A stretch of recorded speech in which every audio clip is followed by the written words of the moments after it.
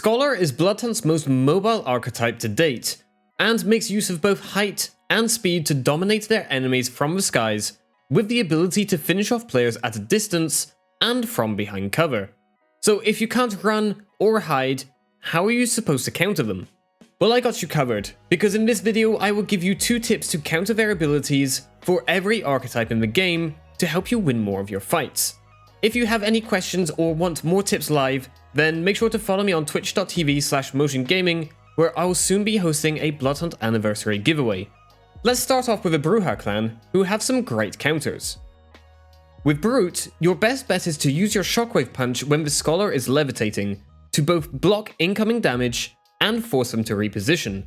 This will at the very least burn some of their levitation energy and give you a chance to shoot or reposition, but if you're able to hit them with it while they're in the air, it will send them flying up, giving you either a chance to prepare for the incoming fight, or an easy target to hit as they float up helplessly with no cover. Try to save your Soaring Leap until you hear their Bloodlance charging up, as you will be a much harder target to hit when moving at a high speed, and your Soaring Leap has the same base cooldown as the Bloodlance, so you should be able to pull this off consistently. If you don't have it available though, you will have to rely on parkour, with a wall bounce being the most effective way, as it will both give you a boost of momentum and change your direction at the same time. Vandal has a different approach, as, in classic Vandal fashion, your aim will be to get as close as possible to your target. With your passive ability reducing incoming damage by 10%, you can both gain an advantage in a fight and become a harder target to hit with a Bloodlance by getting up close and personal. Push your target aggressively, using your Soaring Leap if they're airborne to get within the required 10-meter radius. This will also reduce the damage of a Bloodlance, giving you more chance to survive a hit, even when it's low health. Your main advantage will come from your slam though, so try to bait out their levitation ability, then, as they hit the ground, immediately hit them with your slam. They will have a 1 to 2 second cooldown before they can take off again, so this will be the most vulnerable moment, and if you manage to get some damage in first, you should be able to down them before they can escape. Your slam will still hit them if they are levitating very close to the ground, so keep that in mind. The Nosferatu are possibly the hardest archetypes to play against Scholar, with their lack of any vertical movement. Saboteur has a fun trick though, that may take some practice, but is very effective against levitating Scholars. You want to throw your sewer bombs at or near the enemy, and shoot them mid-air to damage them and deny strong positions. This is a tricky one to do consistently, especially as they can be very high up at times, and your throw has a limited reach, but it's a great feeling when you pull it off, and a very effective way of doing loads of damage when you combine it with your weapons.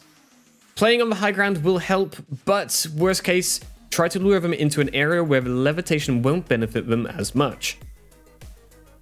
You can use your Vanish ability to counter the Scholar's reveal, which is what they use the most to line up their Bloodlance shots. But don't use it too early, as the reveal will last longer than your Vanish, and they will see where you went. Instead, try to get behind cover for a second, then use Vanish and change direction at the same time. This will help you avoid the likely incoming Bloodlance, and leave you in a better position when exiting Vanish, as they won't see your exact position. Prowler's scouting formulas can be used to deny a Scholar's high ground, cover, or airspace by placing it on walls, and the significant damage boost of 15% will mean that playing aggressively will work in your favor. Try to reveal them before they take flight, as they will remain revealed for a short time even after leaving the effective radius, giving you both an uncovered target and boosted damage to improve your chances. If the Scholar takes cover or is low health, use your Vanish to close the distance quickly while denying their passive reveal, giving them as little time to react as possible. Your best bet is to take them out before they can take to the skies, as you will be lacking counters. But remember that by being on the ground, you don't receive the same accuracy penalty as they will by being in the air. Use this to your advantage by playing at a longer range, or with more accurate weapons, to deal larger amounts of damage than they can. Hitting a boosted sniper headshot will have them running, and prevent them from taking flight, for fear of being shot down. Things get a little easier as we move into the Toreadors. Siren's Flash is a very powerful ability and will not only prevent the scholars from taking off, but also have them drop out of the sky if they are levitating. It can be worth burning both of your abilities just to take them out if they have a very powerful spot, but beware that they will still be able to use their Bloodhunts after the effects wear off, so try to flash them away from any cover. This way, if they try to use Bloodhunts, they will be open to another second worth of damage during the animation. If you're able to flash them without using your dash, or find them on their levitation cooldown, you can throw out a dash behind them, start shooting them, and as they shoot back, dash behind for some free damage before they react. You can even adjust your aim before dashing for faster target acquisition on the other side. Keep in mind that more skilled enemies may see this coming and reposition to see both you and your dash at the same time, so where possible, try to deny this move ahead of time. With Muse, you want to play a little less aggressively, and instead focus on countering the Bloodlance, as it will not only damage you, but also heal the Scholar, giving them a double benefit over your rejuvenating voice. Try to keep your dash available to quickly escape the incoming Bloodlance, and make most of a new position to get some free damage in, before repositioning. If you have some cover, you could also use a second of rejuvenating voice before teleporting for a burst of 50 or so health, but avoid using this without an escape plan, as you are not only slowed while using it, but also very easy to pinpoint with the sound and glow effects, making you an easy target for an incoming Bloodlance, even if you're not revealed. If you can deny the Scholar any healing, you instantly gain a huge advantage over them and can quickly turn a poor situation around. The Ventrue are sorely lacking in movement abilities in general, and can make for easy targets for a hyper-mobile Scholar.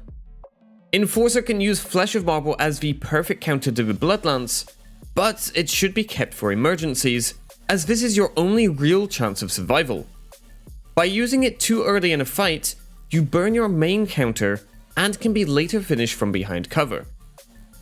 Using Flesh of Marble also counters Scholar's passive reveal, so using it before entering some cover could be a good move. Your dash can be a powerful tool to prevent a Scholar from escaping or taking to the skies, but in reality, you will rarely be close enough to get any value from it this way. So instead use it as a mid-fight movement ability to either dodge the Bloodlance if Flesh of Marble is on cooldown, or to make yourself unpredictable and more difficult to hit. Things get a little easier for Warden, as the Shackles ability allows you to gain an advantage over an overconfident Scholar, or approach them easily. There are two good moments to use the Shackles. Either when they are already airborne, which will force them to either burn all their levitation energy, or take the 50 damage and movement nerfs, or when they are on the ground to prevent them from flying upwards. These situations will largely depend on where you want them to be stuck, and can be used both aggressively, for an advantage in the fight, or defensively to give you some time to reposition. Just watch out for the incoming Bloodlance. Another way you can catch Scholars off guard is with your passive ability. This will be fairly situational, but if you're able to hold them off for 5 seconds or more, you can fit in a quick feed on a mortal, which will heal you for the full 250 hit points, catching an overly aggressive Scholar by surprise. If they do end up going for the Bloodlance anyway, you largely increase the chances of them hitting the mortal and giving them a Bloodhunt, giving you free wall hacks for the rest of the fight, with the added bonus of being able to shackle them through walls. In a Scholar versus Scholar matchup, things get interesting, and it becomes a game of who can manage their abilities the best. The Scholar who runs out of levitation energy first will be at a major disadvantage in the fight, and will struggle to escape the other player when at low health, or take the advantage over their opponent. So try to save your energy as much as possible by using the ability only in bursts to gain height when needed, or to change a predictable fall into sideways momentum instead.